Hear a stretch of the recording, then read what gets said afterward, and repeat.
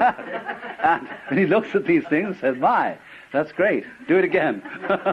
And so in this way, there's a Zen poem which says, you may want to ask where the flowers come from, but even the god of spring doesn't know.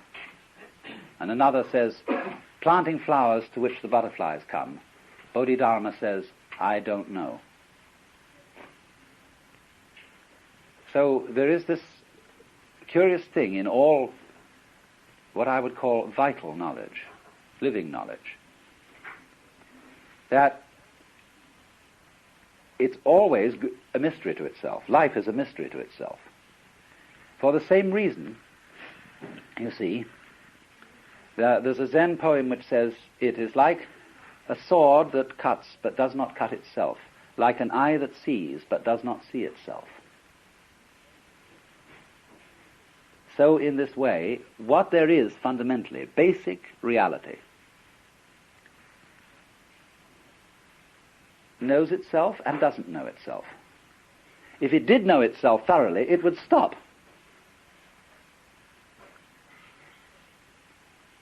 Like playing games. If you know the outcome of a game for sure, there's no point playing it. So, when master chess players sit down and it becomes apparent, although there are still many pieces on the board, that one of them is going to mate in 3 moves, they abandon the game because they know the outcome. If you knew the future perfectly, if you knew everything you're going to do right up to the day of your death, you'd say, let's check out on this game. Let's commit suicide and start another life. Because there's no point living through what is known completely. Of course, you can't very well live through what is unknown completely. There must be some light. But total light annihilates itself. So then, you see, there is no prescription and no infallible technique for teaching anybody music, although there are music schools.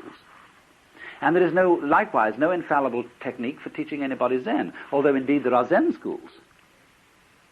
And sometimes the teacher, who is many years' experience, begins to get disillusioned. What's the point of all these schools? What's the point of teaching music? You can't teach music. You could only pass it on from one person to another by osmosis. Sure, there's a technique. You can learn how to read. You can learn how to put your fingers on the banjo or something. But the real thing, what to do with that technique, what to say with it, you can't teach that.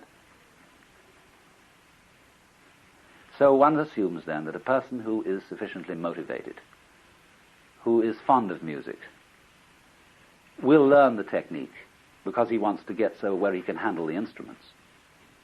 And you suppose likewise that a person who is really interested in self-knowledge, after all Zen is only a certain way of self-knowledge, will master certain techniques because he's interested.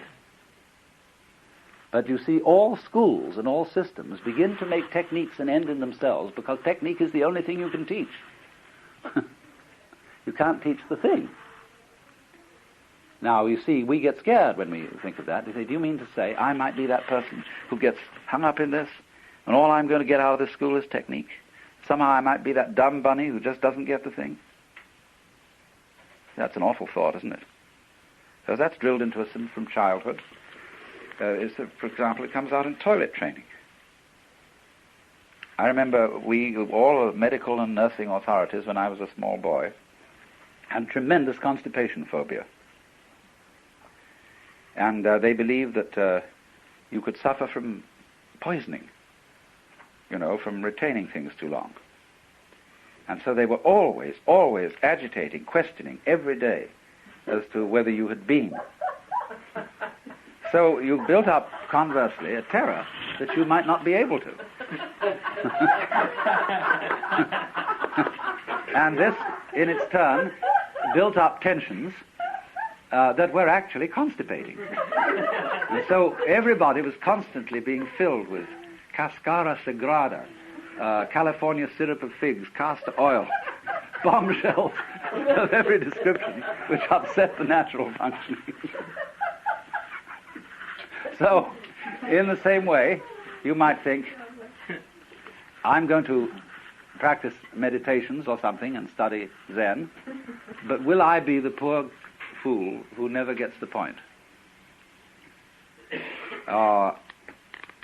You could put it in Christian terms and say, I will be as good as I can be, but perhaps I will be the one who God will never give any real grace to, because I haven't been picked out. And will I get this grace? Well, there's no way, you see, that you can wangle grace. You can't compel the Lord to give it. The same way you can't compel Satori to happen. So you think, maybe it won't happen to me. So that's possible, you see. So what do you do about that? Well, the teachers have all sorts of things to say about what to do about it. They say, well, now look, just forget about it. It doesn't matter if you don't get it. Not getting it is getting it, you see. They use this paradox all the time. Not to have it, really to accept that you don't have it.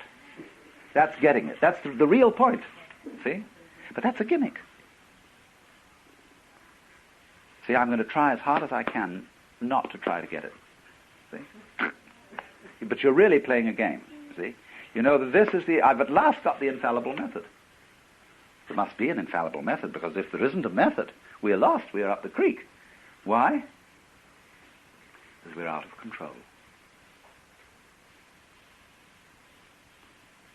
But you see, when you find out there isn't a method, there isn't a positive method, and there isn't a negative method, what are you going to do? You can't do something and you can't do nothing.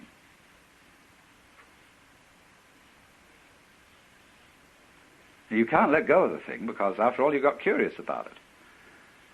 And this is what's called having swallowed a ball of hot iron. You can't gulp it down and you can't spit it out.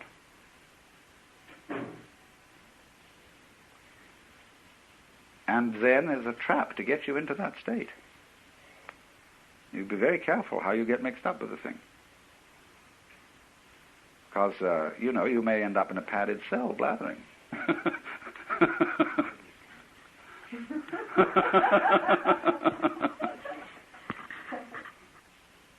That is the quandary it is, and that's why ever so many opposite things can be said about Zen. That's why on the one hand it can be said rightly that it's a strong discipline. Why on the other hand it can be said rightly that it's not a discipline at all. It isn't that it's just a mixture of things. Zen isn't sort of partly discipline and partly spontaneity. Whatever is said about it can be said of all of it. And therefore it seems to be paradoxical. And one always can get into difficulty by neglecting some side of it and saying, well, that doesn't matter. Sometimes it's true that it doesn't matter. Sometimes it's not true. It may be just the thing that you need, the side you say that doesn't matter. So there's no way, what I'm trying to say is, there's no way of putting your finger on this thing. There's no way of nailing it down, and that's the whole point. Because you see, fundamentally, Zen makes you do what you were doing all the time, only it makes you do it consistently. Let's supposing you're sitting in your padded cell, and you suddenly found out this little game. See, you've got your one hand clasped by the other and your thumb sticking out here at the top. And you look at that thumb and say, ooh, look at that, whoops, and then try to catch it. No, here we go. No, come on, let's get it, come on, let's get it, come on, let's get that thing, get that, see? Whew, that's what we're doing. See, here's me, and here's knowing about me. No, I want to and control myself, you see. I want to get hold of that thing that's me. Because when I get hold of it, I can control it. Then I'm going to be all right. Got to get hold of it.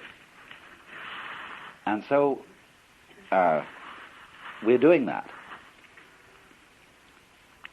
And as a result,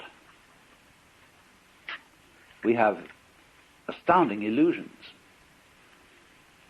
Now, we have the illusion, because it's drilled into us through acculturation, that each one of us is a separate ego, separate center of awareness, little living pulp of some kind, that lives in a strange world. scares the hell out of us. What makes you think this, you see? How did you ever come to imagine that you are somehow disconnected, out there, surrounded by this world in which you're a stranger? See, it's really obvious that that isn't so, only it's not obvious to most people. It's really obvious that you, the real you, deep in, is this thing that is reality.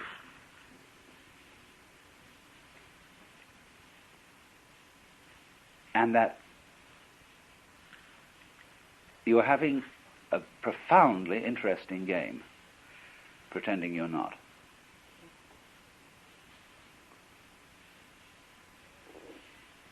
And you're going through all kinds of amazing mazes to play this game. And mostly running in terror from your own shadow, jumping at the sound of your own heart beating, having goose pimples rise on your back at the sound of your own footsteps. Wow. And you are always exploring into this world and finding it gets stranger and stranger as you look out into the infinitudes of space where you thought everything was pretty rational. You know, there were these other galaxies that were millions of light years away, and you thought, well, there's just a lot of galaxies out there. Suddenly something called a quasar turns up. And nobody understands what a quasar is. They defy all the things that we thought we knew. And so it gets stranger and stranger. And the more you probe inwardly, you know, you could lift the skin off your own stomach and take a look inside. What a weird world that is. And you say, ooh, cover that up. It makes me feel. I feel like I feel when I see spiders or ants or something. You get the shivers and the creeps from it.